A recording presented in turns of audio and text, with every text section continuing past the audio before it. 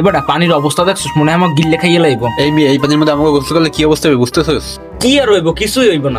হ্যাঁ কিছু হইবে না, খালি একটা জানাজা পড়া লাগবে এই আর কি। আমি গোসল করুন বাজি ধরবি? হ্যাঁ বাড়ি ধরবো, কিন্তু তোমার এলাকাবাসী আর আত্মীয় স্বজনের কাছে মাপছে আইতে হইব। কি আর লাগিয়া? কে মানে এই যে গোসল করে তুমি উঠবার পারবা? এই যে তোমার শেষ গোসল করাইয়া জানাজা করাই মাটি দেওয়া লাগবো। ওটা তোমার চিন্তা করা লাগবে না, আমি তো কইতেছি আমি নামু, তুই বাজি ধরবি নাকি সেটা বল। বাড়িতে ধরছি প্রতিদিন 200 টাকা করিয়া যা নামো। ডুব কিন্তু আমি 100 দিমু। 100 না, তুমি 50 টাকাই দাও। না, ডুব কিন্তু আমি 200 দিমু।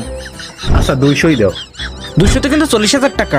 আমার টাকা চিন্তা করা লাগবে না, আগে তোমার টাকা বাই করো, পরে তোমার টাকা না দিবার পাও। আমার টাকা নিয়ে চিন্তা করা লাগবে না, এই যে আমার কাছে টাকা না থাকলে মোবাইল আছে, মোবাইল দিয়ে যাবো। আচ্ছা রাজি, আমি ডুব দাও। এবার বাপের জমিন বেচে টাকা জোগাড় কর।